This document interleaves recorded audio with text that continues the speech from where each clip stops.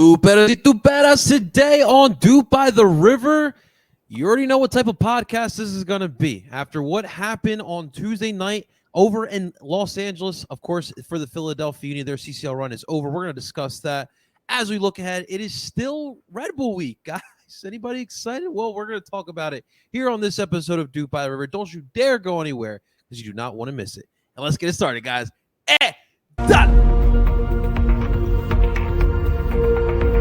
DOOP by the River doesn't do anything well. There is not one. I'm sorry. There was no creativity.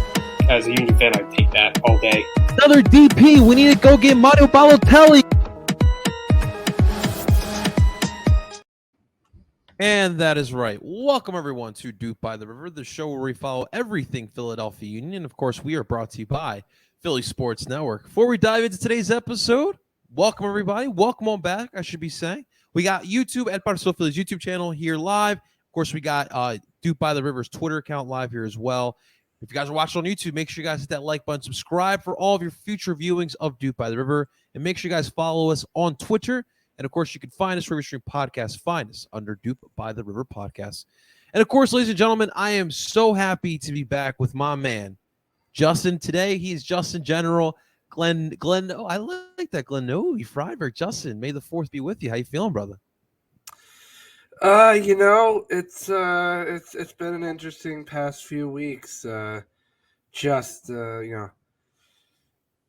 to take it all in, and been a bit busy. We've had our break from the pod while you were having a lovely vacation, and also congratulations. Thank you, man. on the engagement, my friend. Listen, someone got a ring, Justin. I was gonna say, yeah, someone in Philadelphia came back with a ring. But no, it's been a nice, busy few weeks for me. Especially getting into if I sound a little hoarse and tired, it's because I ran my second in-person D&D one-shot last night over at Red, White, and Brew in Audubon. And I am tired. It was a long 3 hours, and I put all my energy into it. But it was very much fun. So if I sound tired and exhausted, it is because I love the two things I love: D&D and soccer. Take all of my energy. So, dude, we really do appreciate it. Both of us are gonna apologize. I'm still trying to accustom myself to Philly time. Portugal right now is 5 hours ahead, so that's kind of still. And still, I'm also working as well. So yeah, we're both tired, but I think that this podcast is extremely necessary for this fan base, and we'll get to that in just a little bit. But yeah, I do want to first off, thank you, Justin. Thank everyone who congratulated me. It was a truly special moment for me, finally putting, especially for people, especially like Justin and Tim, who've known me for a while, Nat and I have been together for a while, and finally put that ring on the finger. It's a proud moment for our family here. But not only just that, Justin, I came away, dude, I love Portuguese soccer, and I'm obviously wearing the kit, I messaged you right away. I was like, dude, I got my first goalie kit finally for Justin, and goalie kits are shit, man. Dude, this is comfy as shit. I traveled with this, bro. This is so comfy for real. So I don't wear these. So if I'm understanding at the wedding that there's gonna be some guaro shots, and now man, some peri sauce, a little bit of mix of both. You gotta balance that out. I think I gained 10 pounds just off their food is so under. I don't know why we don't talk about it more in America or eat it more in America. It's so good, Justin. I think it's just because people it's all in that same realm of Spanish food. I mean, remember, it's the same peninsula, and the food in Spain and Portugal are just fresh seafood, just some amazing cuts of beef and ham, and I have heard amazing things about Portugal, and I've wanted to go. It's definitely on. I have a bucket list of especially in Europe, traveling around. My ultimate goal is to do a soccer tour.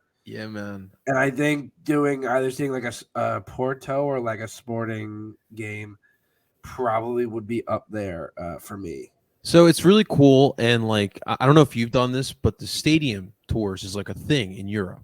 So I did Porto, I did Sporting. We went to Benfica, and me and Nat didn't feel it. Like we just didn't feel the vibes of Benfica. Like we walked around, we were contemplating it, but we just didn't feel the vibes. Now Sporting was very, very, very intriguing. I loved the club.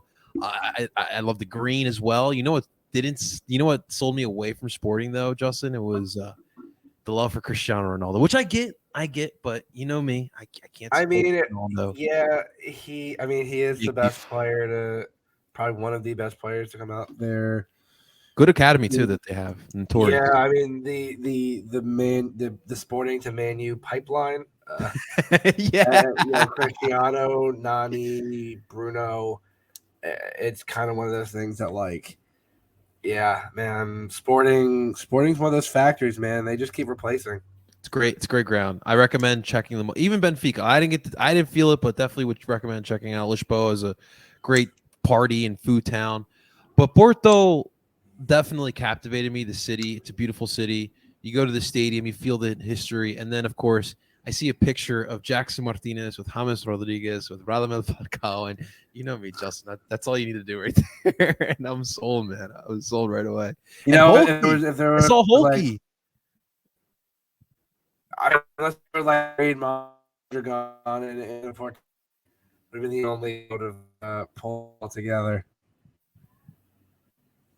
Absolutely, man. Absolutely. So definitely I fell in love with Portuguese football, as they say it over there. I guess we do have to say congratulations to Napoli. You know, it's cool, I guess. You know, congratulations, long overdue, but obviously, you know, we don't understand the Confederate flag and the connection to that, but it definitely was weird dampering to their Scudetto win. But no, congratulations to Napoli. But Italy. That's all I say. Italy. Italian football will never ever make sense, man. It just never ever will make sense, brother. How's man? I saw McAllister put a dagger in Man U. Was it today or yesterday? Today 1-0. I mean, listen, at this point, their schedule of run-ins pretty decent. I would be surprised if they've slipped top 4.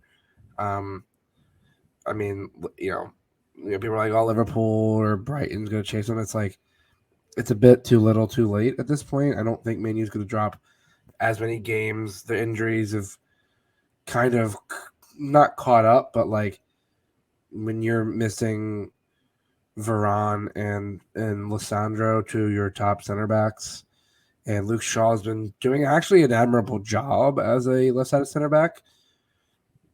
On that kind of stuff, you really can't exactly.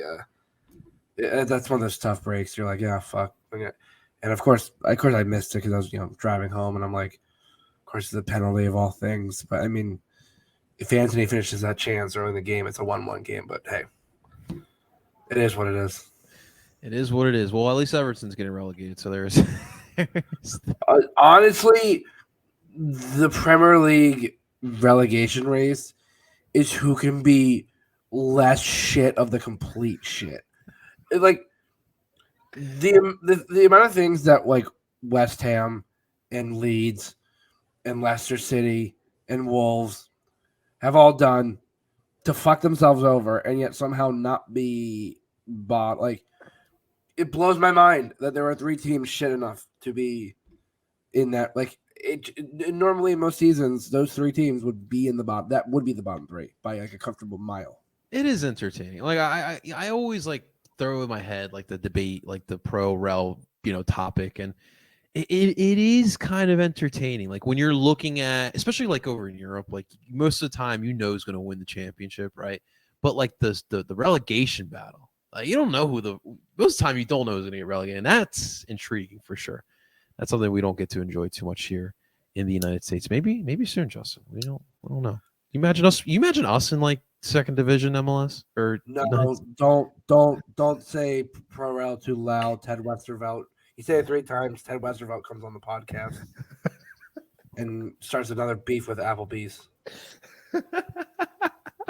Yes, that's the last thing we need to do is cater to the fucking pro-rel zealots. Listen. I hear you. I definitely hear you. But yeah, it's time, Justin. It's time to talk about this team. And look, I know we're not dumb. Like, we obviously are going to talk about LAFC, but I think more importantly, I think this is a time right now that we all just need to vent and just put out there what we're feeling, because what happened this week, getting eliminated, sucked, and the way they did it sucked. Now, I think for me personally, and I'm gonna get your thoughts as well, Justin. Going into the match, I felt a little optimistic simply because you just needed goals. And from what we saw, they don't have problems scoring goals in LA. Winning's a different story. That's really all you needed. And so I had the optimism, and I thought that they could do it. But, dude, just like from Ali's yellow card, after that, it didn't feel right. And then obviously you saw what happened. You got the double yellow from Mbaizo. They put up the one goal by Tillman early on, and then the waterfalls of 2 goals at the end of the match, essentially. And it was just absolute heartbreaking. So we're just going to talk about this match, and anything you guys are feeling about this team, even if you are in the curtain out crowd, which, by the way, this podcast is not in for everyone's attention there. But Justin, where are you at with this club right now after what happened this week with LA?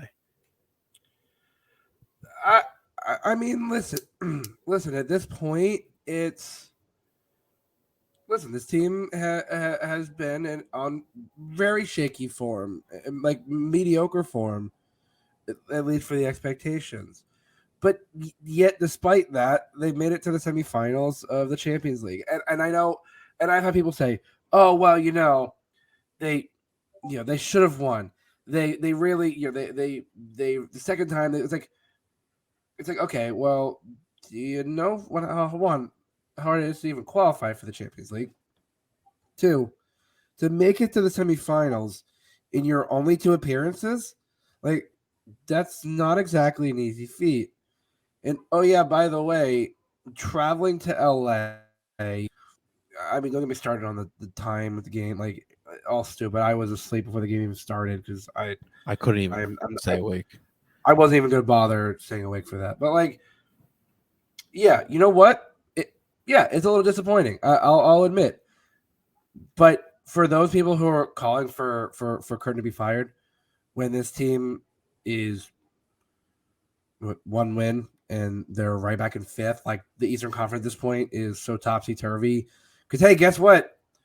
You're only 2 months into the fucking season, and I have stood by this comment, and I will forever stand by this comment. And I said it before, way early in the season. I said it in the Cincinnati game. The first half of the season does not mean shit. If you can turn it around by the summer, by July, you can easily make a run to the playoffs with a good second half of the season. Like, there are a number of teams, not just Seattle, that have done that and done well. Atlanta is an example of, like, yeah, they started well, then they started shit the year that they won the cup. They blew the Shield race, and then they went into the playoffs and blew teams out of the water. Like, at this point, and also, like, this is a Union. Like, I think these past 4 years or so have skewed, like, how people have looked at the team historically. This team is not particularly great up until, like, I would say Memorial Day weekend. Like, that's kind of a point where the team, weirdly enough, every year turns it around. And I don't know. I maybe there's a number of things, but maybe I'm just getting tired of people already writing the season off, and I've had people say to me, "Oh, well, Justin, you're not allowing people to be critical." No, you can be critical of the team. Yes, the team has been playing mediocre. Jim Curtin has been poor with subs. This team was not rotating well in a time where they were having injuries. Yes, there are some things, but to say that the season's already lost, to say that it's not like, hey, guess what? We have, U.S. Open Cup as a route to qualify for Champions League. Now the Leagues Cup, which I still don't give two shits about, but that's a way to qualify for CCL. Like, there's a number of things. You only need to be in the top 9 to make the playoffs. At this point, like, yeah, okay, we might not repeat in top 2 this year, and it'll be a downturn in the season.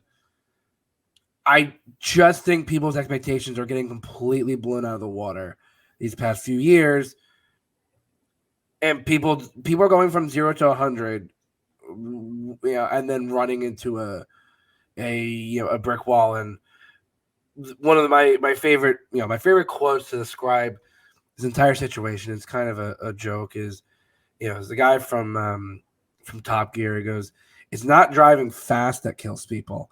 It's suddenly stopping that does." And it, like, that kind of sums up this general situation. Like, you'd have been cruising along, they've been getting better and better and better. And this is like the first real sign of a team that's been struggling. And struggling, like, in a point where they have 3 wins, and a few draws, and for, like, they're in a pretty good situation. They've been decent enough in league play to, again, keep themselves in spitting distance. I've understood that this team is not playing at its best, and there's a lot for this team to work on. But for people who are already saying curtain out and that the season's lost, I don't know what to tell you, people. Like, I legitimately don't know. And it's like probably one of the main reasons I've said that I've stayed off of social media lately. Like, if you have not seen me post anything, it's just because I don't have anything to say, because Union fans left and right are yelling at each other, and it's all this infighting that repeats every time the team is doing questionable. And I don't know. It gets on my nerves. And it's been a lot to this point, and I'm just like, this is the last. I just don't. I've had enough of this shit. Like, all the fucks I've had to give are gone. I get it. I mean, we're fans. We're fanatics. We're literally crazy. It's in our name. So, I mean, anytime shit hits the wall, this is how we react. That's how it's probably always going to be. I do kind of comprehend where fans are kind of coming from. I don't take it to the point that some of them do, but I do get it. Here's what I want to go with this. And everything in life, there's always a purpose. We do this podcast because we love the team and we love the fans. That's our purpose here. And for the Union, right now, the question that I keep seeing, Justin, is, are they good enough? Are they still that good? I don't think there's any question that this is still one of the elite squads in the MLS. But then when you go into this tournament where you have the best of the best, not only in our league, but in our continent, you wound up being in the Final Four. And I think what annoys people the most, and this is what actually annoys me as well, is the way they showed up in LA for that match. That was very discouraging for sure. Now, going forward, like you just said, schedule is not favorable. They don't typically go off historically until the summertime. So Champions League scheduling is always going to be rough. But luckily, and this is for every MLS team, Champions League scheduling is always rough for these MLS teams.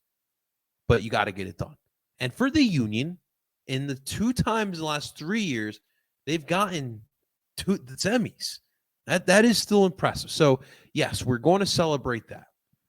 We're done. We have to move forward from LA. We got to look at this season because, like Justin just said, there is hardware to be won, and especially the one that I really want, and that MLS Cup is still there. So right now, we got to figure this out.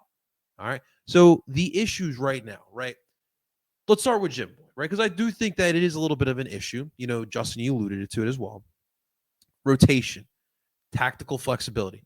You know what drove me insane, Justin? Before the game, they're doing their coaches' interviews. Steve Cherundolo smiling, looking in the camera, and he literally knows how he's going to beat the Union. Why? Because it's predictable. And it's one thing to do it in league play, but like it's every single game. Now you're bringing it into Champions League. You're doing it against LAFC, who you saw already twice within the last couple months, and you're on the same time again. Now the energy in the match didn't feel, it wasn't there, But again, like you're not throwing anything different at LAFC. Throw something different. Justin, how many times these last couple podcasts? I know we took a week and a half hiatus, but how many times have we talked about Pereira minutes, Torres minutes, Low minutes? These are guys who've shown quality. Why are we giving that trust to them? Why not just change things up? And I think that is another piece of the frustrations as well. Like there's nothing to prepare with the Union. Like yes, it is very difficult to break down the Union. Yes, they're a very strong defensive side, but when you have the talent of LAFC, you can get past that. And for the Union, you got to do something different against LAFC. Now, I do think that LAFC is a very, very talented squad, but that doesn't mean that the Union can't beat them later on down the line. And what I mean by that, yes, I mean like MLS Cup. Justin, I think that this team, number one, needs to see exactly what they have. That means Jimmy Boy needs to open up.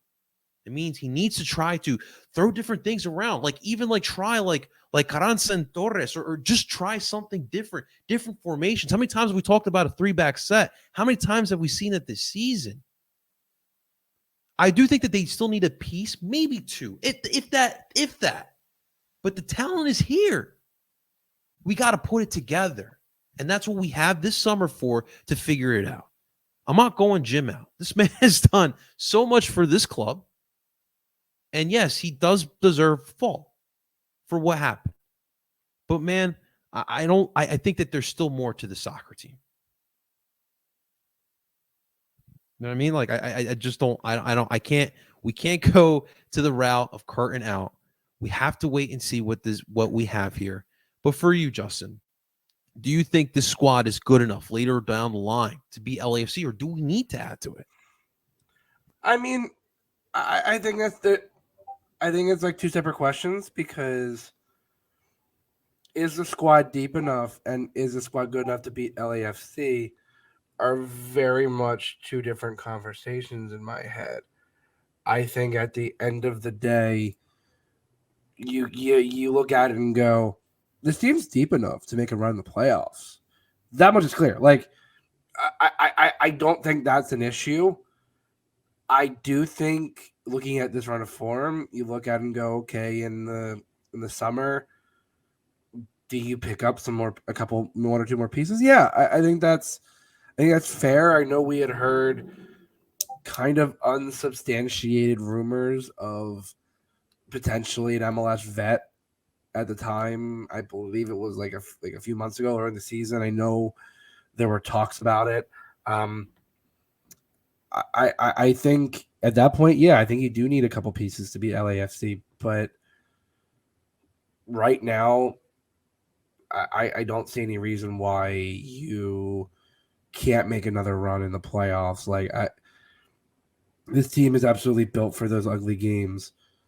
And I think, especially if, they can slowly improve themselves, that, you get up to like top 4 and you're basically guaranteed a playoff game for at least a few rounds.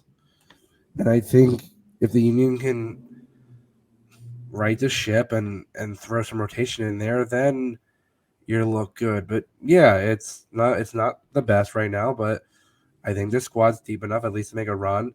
But I certainly think, yeah, they need a piece or two to really go at LAFC. I mean, I think that's with any team. I think that's a tough ask at this point to go at LAFC. LAFC, unfortunately, are the juggernauts because they have the most money and prestige to throw around.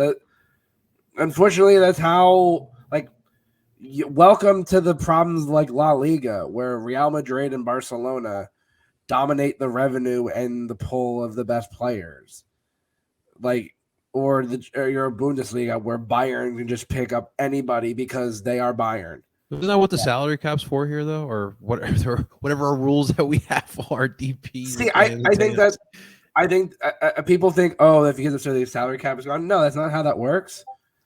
The mechanism is like DPs and TAM, all that stuff is basically what the teams can afford. And hey, listen, ownership groups are different.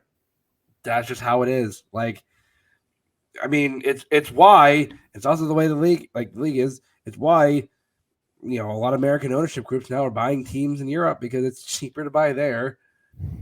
But like your money goes farther if you can somehow invest in MLS and like, hey, like it's backwards, but money talks in football. That's kind of how that's the name of the game now.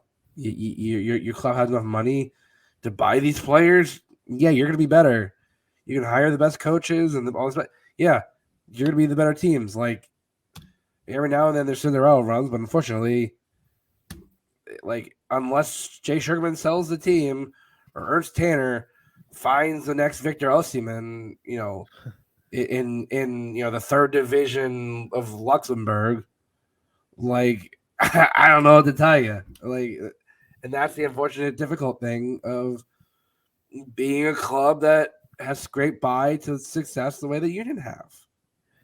All right. So the thing for me, though, because I do think that this team has depth, I think it is there, but it's like we were told before the season, we made these acquisitions because of the scheduling, and I haven't really seen that much of the rotation. We've talked about different tactics for the past couple seasons, and I know that today's day and age is not per se about the tactic that you see before the match. It could say 4-4-2, but it could look at like a 4-3-3 at certain points. Like I get all of that, but it just seems like it's just the same thing that we're throwing every single match. Now, last year during the summer, I did see the Union possess the ball more, build the ball up more, and that type of stuff really haven't seen so much so far. And so before we look, I do think that I look at LAFC and you look at the bench and what they're able to kind of bring out and finding some difference makers. I mean, look at last year. They had Gareth Bale coming off the freaking bench in MLS Cup. Like that's hard to match for sure. But finding that guy coming off the bench, that's why I say if there was like an older Euro forward who just wants to come here, take a little bit of a pay cut, and just bang some goals for 30 minutes. Like, dude, that's like ideal. I know that's so hard to find. It's like asking for a a long wing in basketball to come with the Sixers. You can play 3D. Andre Kramaric. I know he's been rumored to MLS for a bunch of years. He's a vet in his early to mid 30s. Dude's still balling out on a team, an Hoffenheim team that is not really that good. I'm just saying, there are guys out there that are, hey, they're not not the Union style, but sometimes, man, you just gotta fucking throw someone up there and say, score me a fucking goal. Yeah. I mean, that's the only thing. I think Quinn needs more minutes, but I think it's also shown that Chris Donovan. I mean, we can't keep putting that out there. And we're gonna see our guy Corey Burke this week, and we definitely do miss him for the fact of what he brought to the table, and that's kind of what you're missing in those 30 minutes. I mean, how many matches did the Union? It's like a 2-1 match, and then Corey Burke comes in, and then you're finding yourself 3-1, 4-1 lead, and that's the type of stuff that you are missing here. Couple players I want to ask you about, Justin. Let's start off with Ure. Where are you at right now? We are almost season and a third, I guess, with Ure. How you feeling about him, man? I mean, right now he's I believe he's our leading scorer. Is that wild? Or him and Carranza. I mean, overall, I know league goals. I think he's on 5. I think he is one of the best strikers that this team has seen. I think, yeah, Carranza is going to get more of the accolades and probably a more lion's share more of the goals. But if Uwa can still put in double digits, that's still pretty damn good. I mean, and considering how many injuries he had last year, he still put up double digits. He's had 5 league goals this season. Carranza at this point is going to put up double digits. Gazdag is still scoring. Uwa, I don't know what some people have against Uwa. I will say this. I mean, him and Carranza are probably going to potentially finish 1-2 in terms of, for me, of best Union strikers, because I consider Seba a forward, not necessarily a striker. And yes, For all you people, better than fucking Casper. This like I get tired of That's having right. to deal with that shit over and over and over again. It it was exactly what the team's been needing, and he stretches the game and does a lot of the stuff that we've never had players do. Like Carranza is the guy who gets in the gritty areas and finishes off, and Uwa is the one who stretches the play and forces that save and gets the corner kick, and then that leads to a goal. Like I absolutely glad that we have Uwa, and I wish we've had more players of his caliber over the years, because I think we definitely would have been a better team with a player like him in a two striker set. Yeah, I mean, I think for me, it's like I see everything that he brings. It's just like I feel like I'm not seeing it consistently enough. Like everything you mentioned, I have seen, but like there are times where I do see him disappear. And so I think that's where I'm at. The whole I'd rather have Casper. Yeah, no, definitely not. But for sure, consistency is something that I would like to see more from him. Dude, Mbaizo, bro, like there are moments where like Mbaizo bringing the ball up the flank, gets these beautiful crosses in, being so aggressive in the attack, and then he just has some boneheaded plays. And those 2 yellows, bro. Like, come on, man. I mean, I don't know. Wait, where are you at with Mbaizo? So frustrating. Yeah, because like I was the biggest Bizo anti Bizo person up until last year when he started playing well, and I was trying hard to defend him, but like he doesn't make it easy on himself. Because he has all the flair in the world to bring it up and connect with Ali, and he's gotten better at tracking back. But yeah, it's those fucking boneheaded plays. You look and just go, "Are you fucking kidding me, Olivier? Like, you're only 1-0 down, and you get 2 yellows in the span of how like what the what the fuck is wrong with you? Like that. If I'm Jim, I bench him against Red Bull on Saturday. Send a statement. Like, no one is above the team. And I think Jim has made it very clear over the years, if a player is going to get in the way of this team's chemistry and other results on the field, they're gone. And I think Olivier, I hope he genuinely understands that you can't be pulling that kind of shit when the team needs it most. And listen, you were down 1-0. Your team was trying to claw back, and you just signed the death knell. Like with him on with if you have 11 players in the field, who knows if those 2 goals happen? I don't think they do. Like, I think that's the frustrating part. But like every time Olivier gets to that point, it's like, man, and then you're just like, fuck. Now I remember why. Like, it's just frustrating to a point now, and I'm just getting tired of it. It is. How much of do you think we felt at Brujo's absence? That's another topic I heard a lot about. I think a bit. I still think his presence is overstated because we had Brujo in the MLS Cup final, but we didn't have Ali, and I'd say Ali's presence is more important on the field than Brujo's is. I just think, like against LAFC, I don't think Brujo's tactics work. Like that's a still team, and all it's going to do is draw fouls in the better areas, and that's what they did in the MLS Cup final. So like, yeah, it would have been nice to have him, but I think maybe it's a little overstated how much his not being there hurt this team. All right, so before we move forward with this attack, is there anything you think that they need to do better in order to allow this beast to become alive again like last year? I think they have to stop being so one-dimensional at times.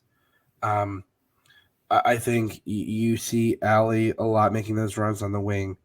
Gazag's dropping in the space, and he's finding the spaces, and he's connecting with the outside backs, and they're getting the chances into the box. but like, there's always that caveat of, well, if Ali's on the field, that's why Perea can't be on the field, because Perea and Ali do the same exact thing. And then, well, if you don't have Ali on the field, then do you have Leon or do you have like? It's these combinations that you these mental gymnastics and over and over again, and like, it's also, you play the same fucking formation. I mean against Cincinnati, I know it wasn't the best of rotated lineups, but a back three actually worked. Like, they scored on a penalty, and you had some of the better chances in that game. I would like to think that you could still utilize a back three a little more, but hey, I think it's just a sense of frustration right now, and Yeah, man. obviously with CCL done, I think you can now tend to focus on actually improving your league play. I agree, man. I agree. So I think, like, for all of us here, look, it's a long season. We have a lot of soccer played, and you have three other pieces of, actually four. I'm sorry, four other pieces of hardware that you could win going forward. So they have plenty of time to figure this out. I think if you look at the track record, I think that they will figure it out. We'll see what happens later on down the line. But with that, let's move forward, Justin. Let's look at our upcoming matchup here. Saturday night, the boys will be heading up to North Jersey to face off against the Red Bull.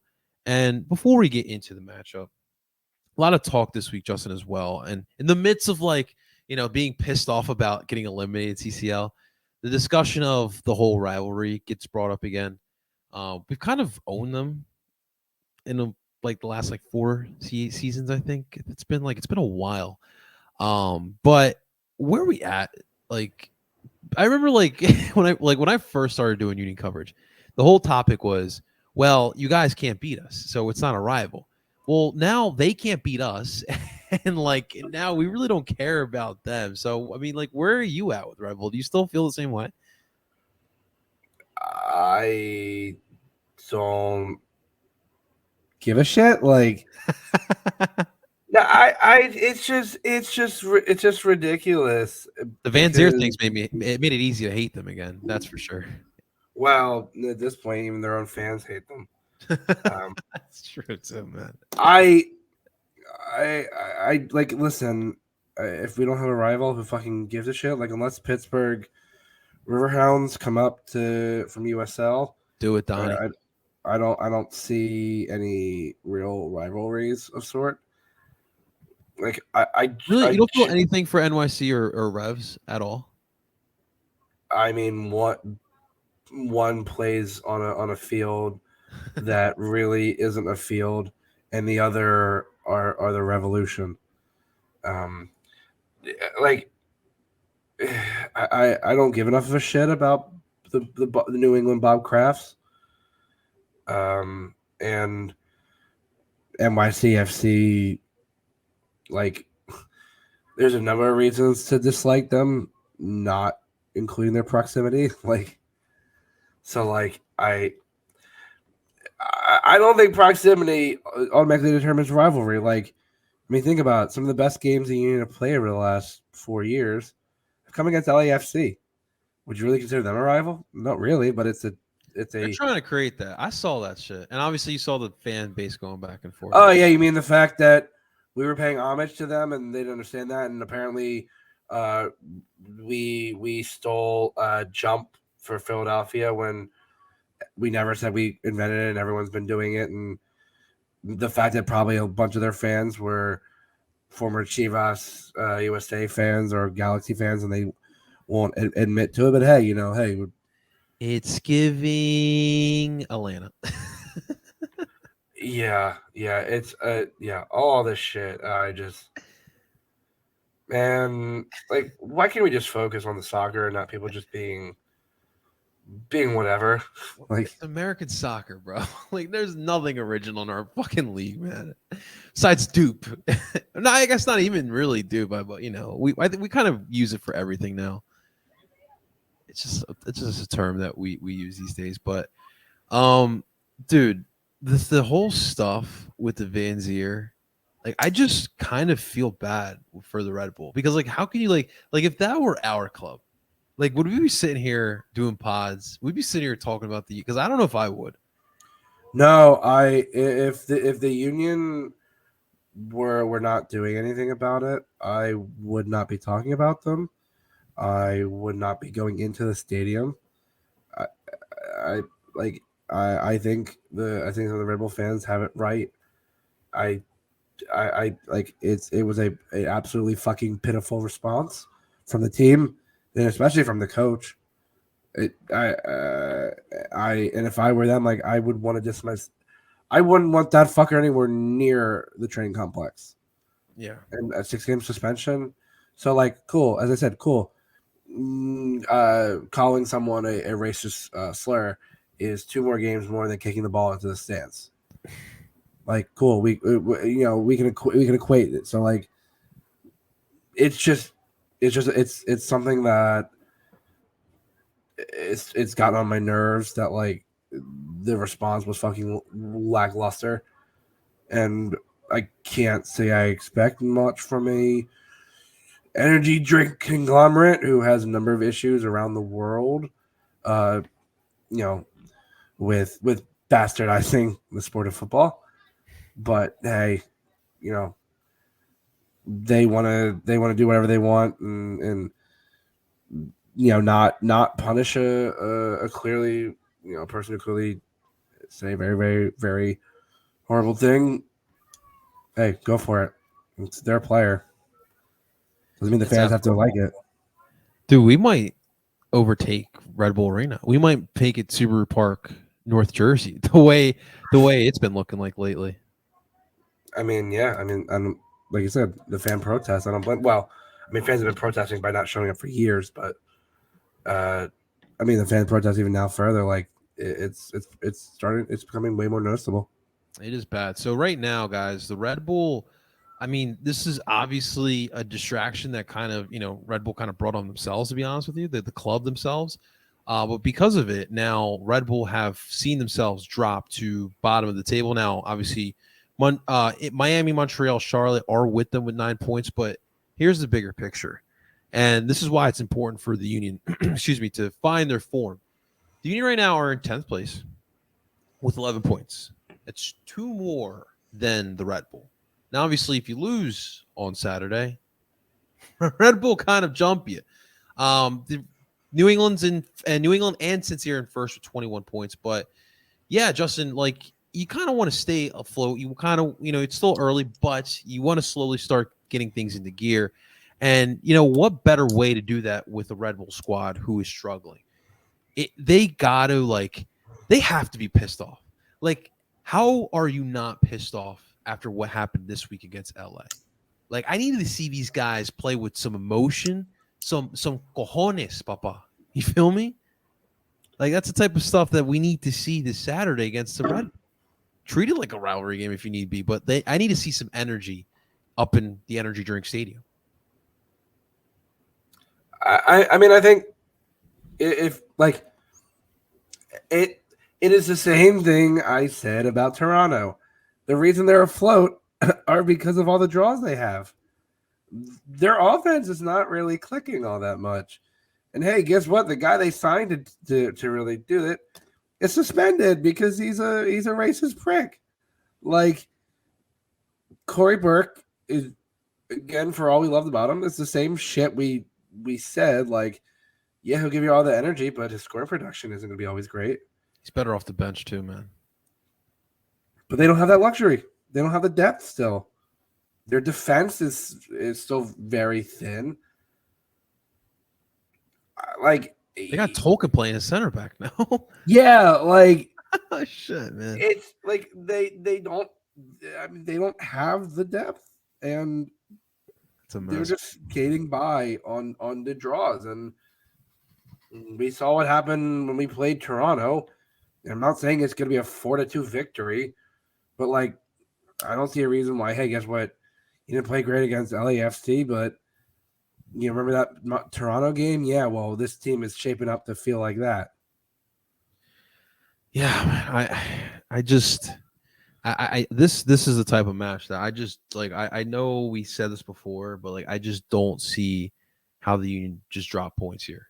Got to go up there in a situation where Red Bull are in a bad spot. You obviously not are in a good spot either, but compared to what they have to deal with, you come on, got to show up in Red Bull Arena. You got to bowl out here.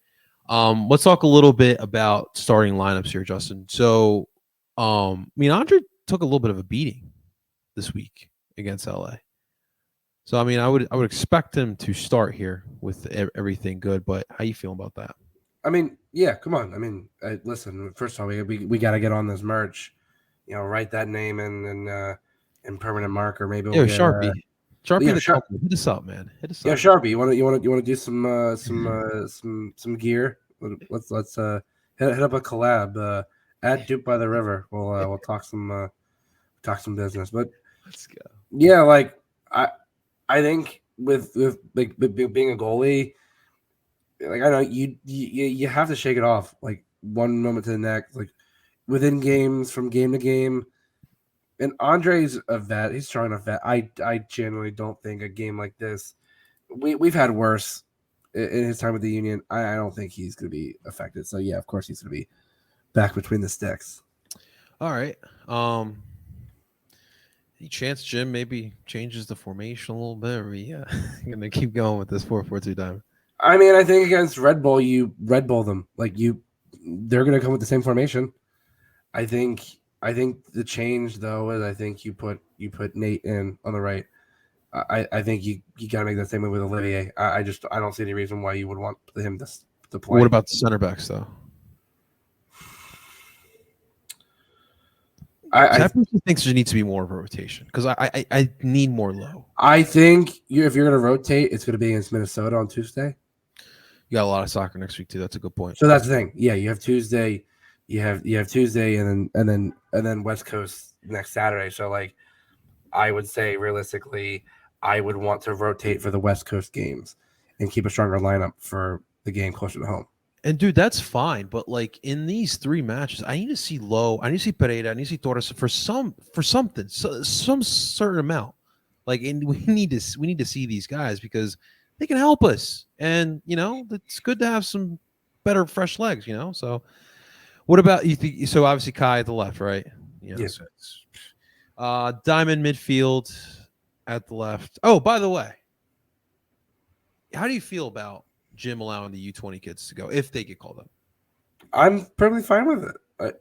They deserve it. They work their ass off, and for like Chicago to block, like these kids work their fucking ass off to get to a pretty prestigious tournament for that age group. Like Jim understands the need for those kids. How do you think we sold Paxton? Like, how do you think guys like Quinn and McGlynn really got their names? It's because of this tournament. Like, yeah, Paxton might be coming off the bench, but hey, guess what? He's on a team that just advanced to the DFB Pokal final. Like again, dude, these guys are always in that fucking final, man. Yeah, first time since 2018 when they won it. Jeez Louise, man. But like, hey, yeah, like that's. I don't understand teams that block. Like it's in the summer, and I think it helps with the development. But I don't care how bad you need the player, man. It's just it's more beneficial for the player to just go. So I'm there with you. But the midfield, the diamond, what do you got? Listen, Jesus gonna come in and save this midfield. They talked about Jesus coming in to play the bottom, and I'm okay with because I think I've wanted him to come in to kind of rotate in. I think in the midfield, that's where like in the diamonds, I think it gets interesting. I think you're still gonna have Ali because Ali does his best in these kind of games, and I want McGlynn in there. I want Jack because essentially it's the Red Bull system versus Red Bull system, and having a player like Jack in a Red Bull system is kind of adverse to what you would think a Red Bull system is. But what he does is he pings those balls in behind. And we saw last year here. That's what helped unlock this Red Bull side. So I think you got to go with that. And of course, Kosdijk at the 10 because he's this point, he's always dangerous. Yeah, man. Jack definitely a little bit of a bounce back here. You know what I will say though about Gazag. I would like to see him put some more goals that are not just some PKs. And I do think that once this attack gets flowing, I mean, goals hey, will he's come at for what in all everybody. competitions? I think he's at least like 7 goals and he's like 8 assists. I think in league play. Like, so he's putting in the numbers. Like, I think that I think like last year, him having those goals in the like he's still gonna score a crazy amount of goals, but at the same time, he's a 10, and a 10 is supposed to be the assist maker, that kind of creationist, and like at this point. So I'm looking in. He's going to transition too, especially with creating. So all right, so I don't. All right, this is definitely not right. They're saying he has 4 assists and In all league competitions or just league play? and in league play, when I know he has in Are you on MLS or are you on Foot Mob? I'm on